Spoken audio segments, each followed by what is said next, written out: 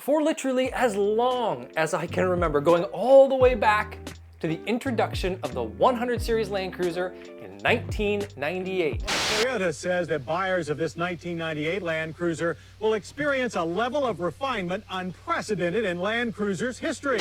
I have heard and I have seen Land Cruiser enthusiasts complain about how the American market Land Cruiser had become too large, it had become too soft, it had become too luxurious, and it had become too expensive.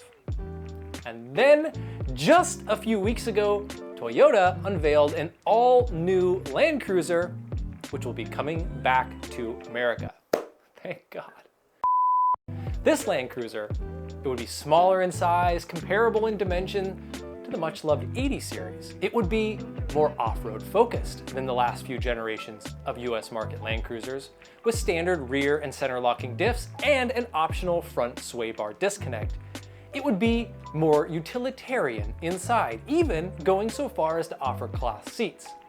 And the biggest news, with a starting price in the mid $50,000 range, it would be $30,000 cheaper than the last 200 series that we got here in the US. And so, as you would expect, Land Cruiser enthusiasts were, by and large, absolutely pissed off? Grumpy? Inconsolable, even? But wait a minute, the question is, why? And maybe more importantly, should they be? So in this video, I'm gonna address the most common complaints that I have seen from the Land Cruiser enthusiast community, of which I consider myself to be a part of, and why I think that the majority of those complaints are, frankly, way overblown.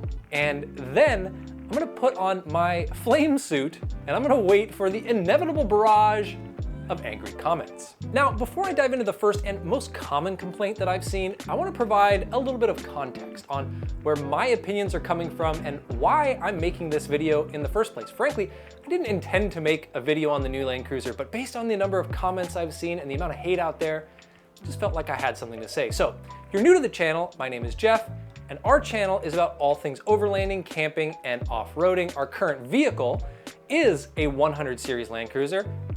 Basically, it's an LX470. And as I mentioned in a previous video, I believe that the 100 Series Land Cruiser is perhaps the greatest adventure vehicle of all time. In short, I am a huge Land Cruiser fanboy. So let's get into the first complaint. And the number one complaint that I have seen by a mile is, it's not a real Land Cruiser, man. Dude, it's not no Land Cruiser, man. Man, that ain't no Land Cruiser. Ain't no Land Cruiser, no sir. A lot of enthusiasts are saying that this new Land Cruiser is not a true Toyota Land Cruiser, and technically, they're sort of right. They're right in the sense that, yes, this Land Cruiser that we're getting is not the 300 series, which is the proper continuation of the 80, 100, and 200 series trucks, and the Land Cruiser that's available in other parts of the world like Australia, Africa, and the Middle East. The closest we can get to a 300 series here in the United States is to buy a Lexus LX600, which, like the LX470 and the LX570 that came before it, is essentially a Land Cruiser underneath. Instead, what we are getting is the next generation Land Cruiser Prado, but badged simply as Land Cruiser in the United States. Confused yet? So I think that ultimately, some enthusiasts are upset because they felt Toyota should have called it the Land Cruiser Prado, since that's what it truly is. And I understand that, but the truth is, at least the Prado still carries a Land Cruiser badge. And because of that, I feel like this move from Toyota is nowhere near as sad as, say, what Chevrolet did to the Blazer name, what Ford did with the Mustang Mach-E, or even what Ford did with the Bronco Sport. But like it or not, it's all marketing, and in that context, it's a smart move by Toyota to just call it Land Cruiser in the United States. I think also a lot of people who are upset by this will point out that the Prado is not as overbuilt or as tough as the proper 300 series Land Cruiser, at least that's what most people seem to think. But consider the fact that this new Land Cruiser shares the same TNGAF platform as the 300 series, and let's be honest, even if we're comparing this to the Lexus GX470, the GX460, the Toyota 4Runner, and the FJ Cruiser, which have all basically been built off the Prado platform, they're not exactly weak, unreliable pieces of shit. Now, are they? So I guess if you're really salty about the naming, you can always go and buy a Land Cruiser Prado badge and you can slap it on your 2024 Land Cruiser. But let's be honest, you won't. Anyway, let's move on to the next big complaint that I have heard. This one has come up over and over again, and that is that the 4-cylinder turbo hybrid powertrain sucks. There are so many people who are beating this drum right now. They want their V8, just like the 100 and 200 series. They want that V8. Or some of the comments that I've seen wish the Land Cruiser had the same twin turbo V6 powertrain that's going to be powering the Lexus GX 550. And coming from someone who owns a 100 series with that legendary 2UZ FE V8, and someone who loves V8 engines in general, I'm going to say something that I know is going to be controversial. I am genuinely excited about this powertrain. In fact, if I could choose between the 4-cylinder turbo hybrid and the twin turbo V6, I honestly think I would choose this hybrid powertrain. And before you roast me, let me explain why. So first, we've got to mention fuel economy. Toyota has stated that, unofficially anyway, they expect the new Land Cruiser to get 27 miles per gallon combined. Now, admittedly, this was on their website until they took it down recently, so it does seem a little bit suspect, but if it's true, that is insane. And to illustrate how big of a deal that is, let's do some math. So, using our 100 series as a benchmark, the way we use it, we average about 12 miles per gallon. And frankly, that's me being generous. And that means that for the long run, let's say over 10 years and 150,000 miles with an average fuel cost of, let's say, $6 per gallon. And I'm gonna use $6 a gallon because if we're talking the next 10 years, I just don't believe gas is gonna get cheaper. But anyway, this hybrid 4-cylinder powertrain in that scenario has the potential to save over $40,000. $40,000 in fuel costs. That's nuts. And it's not too far off the purchase price or the base purchase price of this new Land Cruiser. And second, along with those cost savings should also come a pretty substantial increase in range. And that is a massive benefit, especially from an overlanding and off-roading standpoint. Now, while we don't yet know how large the fuel tank will be on this new Land Cruiser, the current generation Prado, I believe, has a 23-gallon tank. So if that holds true for this new Land Cruiser, that would equate to a potential of 600 miles of range. And sure, it might be less than that when you're off-roading, but in my 100 series, when we're off-road, I've got about 200 miles of range to play with. And because of that, range is a constant struggle, meaning we have to either bring extra fuel or we have to plan out our fuel stops, and it limits how far into the backcountry we can go. So again, this is a big benefit of the hybrid powertrain, and surprisingly, I haven't heard a single person mention range as a huge benefit to this powertrain. But just imagine, 600 miles of range is insane. You don't need to bring extra fuel at that point. Now, undoubtedly, some of you who are watching this are shouting at your screen right now. You're like, yeah, man, sure, that's great, but that's actually not my main concern. My main concern is reliability and longevity. And I gotta say, I totally get it. We're talking about adding the complexity of a turbo and electrification to a powertrain, and that might mean that this particular powertrain doesn't have the same longevity as, for example, those legendary V8s that we've become accustomed to that Toyota's using, in the 100 series and the 200 series and the Tundras. I mean, we're talking about million-mile motors in some cases. However, what I want to say here is this: perhaps Toyota has earned the benefit of the doubt. This is Toyota that we're talking about after all. I mean, they take reliability and longevity very seriously. And do we really think that they would put an unreliable, unproven powertrain into something with a Land Cruiser badge?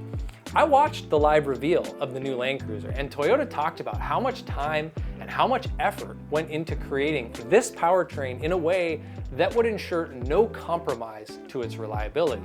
Of course, at this point, there's no way to know if this is true, but consider the fact that Toyota went with nickel metal hydride batteries, even though they're heavier and they're less efficient than lithium ion, but they did this simply because they're proven. And if we look at the Toyota Prius, there are plenty of reports out there of people getting well over 200,000 miles out of their original battery, and in some cases, even over 400,000 or 500,000 miles out of their batteries. And I realize that's not an apples to apples comparison, but the point I'm trying to make is Toyota knows hybrid technology, and they know how to make it reliable. But let's just say, for the sake of argument, that every 150,000 miles, you need to spend a few $1,000s to replace this battery. That's like worst case scenario, right?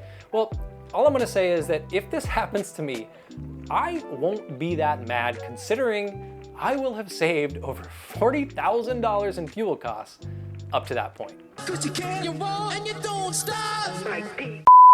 All right, and the third complaint that I have seen all over the enthusiast sites is that the new Land Cruiser is not enough of a hardcore off-roader. This is another complaint that in some ways I can understand, honestly. Ever since the 80 series was replaced by the 100 series in the late 90s, a lot of enthusiasts have lamented the change away from a solid front axle to independent front suspension and the disappearance of an available front locker. And while I would personally love to see a new Land Cruiser offered here with those features, it seems like the probability of Toyota bringing a product like that to the United States is basically zero. So while other parts of the world get the solid front axle 79 series, which also just got a refresh and was unveiled at the same time as this new Land Cruiser, and a 300 series that has an available front locker in a lot of different markets, Toyota simply seems like they couldn't be bothered with that here. I'm honestly not sure if it's due to emission standards or crash testing or just the fact that, I don't know, Toyota thinks Americans are too dumb to figure out how a front locker works. I mean, I don't know. Point is, it ain't gonna happen. Whether we want it to or not, it ain't gonna happen. So why then do I say that the haters are wrong on this one? Well, I guess I just have a little bit more of a glass half full mentality on this, and I look at it like this. This new Land Cruiser Prado 250 thing, it's smaller and presumably lighter than the 200 series, which it's replacing, which should make it better suited for tight trails. And for the first time since 1999, a US market Land Cruiser will have a rear locker from the factory, which is standard by the way, and for the first time ever, so far as I'm aware, will offer a manually disconnectable front sway bar. And make no mistake, we're not talking about like gimmicky off-road software stuff like you see in like the new Hyundai Santa Fe. These are legit off-road tools, a rear locker, a sway bar disconnect. On top of that, it looks like it will easily fit 33-inch tires. In fact, from the factory, it looks like it's like a 32.6-inch tire. And from what I've heard and what I've seen and the opportunities that I've had to talk to a few people who are in the know, especially at Overland Expo P&W where I saw the GX550, they're saying that fitting 35s should not require all that much modification. And that is not something that current generation 4Runner or Tacoma owners can say. Also, it appears that Toyota designed the Land Cruiser with modification in mind. The bumpers appeared to be modular in design and should accommodate aftermarket bumpers much easier than some other models like the current 4Runner, which requires a lot of cutting to fit aftermarket bumpers. In fact, with the 1958 edition, Toyota is basically giving us a cheaper, stripped down trim level, complete with cloth seats, black plastic bumpers, and some of the most pathetic looking wheels and tires you will ever see in an off-road SUV, because they know that the first thing an enthusiast is going to do is to go out and replace those parts anyway. And that is something that enthusiasts have been asking for out of a Land Cruiser trim here in the United States for a really long time. And Toyota is finally giving it to us. I do have to say though, it's not all butterflies and rainbows when it comes to off-road ability. I think that the stated ground clearance of 8.7 inches is frankly a little bit weak. I mean, it's not terrible, but certainly not as good as the competition. And the same goes for the stated approach, breakover, and departure angles, which appear to be worse than my 100 series. Again, they're not awful, but they could be a lot better, and they're way far off of what you'd see in like a Bronco or a Wrangler. It's a little bit of a shame, but overall, this does appear to be a truck that with just a little bit of modification should be more than up for the type of off-roading that probably 99% of us will ever want to do with it. All right, and the next complaint that I have heard over and over again is the lack of a split folding tailgate. And I can't defend this one. The lack of a split folding tailgate is the single most disappointing part of the entire vehicle for me. It's a feature that's practical and convenient in a way that's honestly hard to describe until you've owned a vehicle with a split folding tailgate. And trying to go back to a traditional tailgate is just going to suck. But of course, it's not that big of a surprise considering Toyota did away with the split folding tailgate when they introduced the 300 series, but Come on, Toyota, give us that split folding tailgate back. Please, everybody wants a split folding tailgate. Please just give us the split folding tailgate back.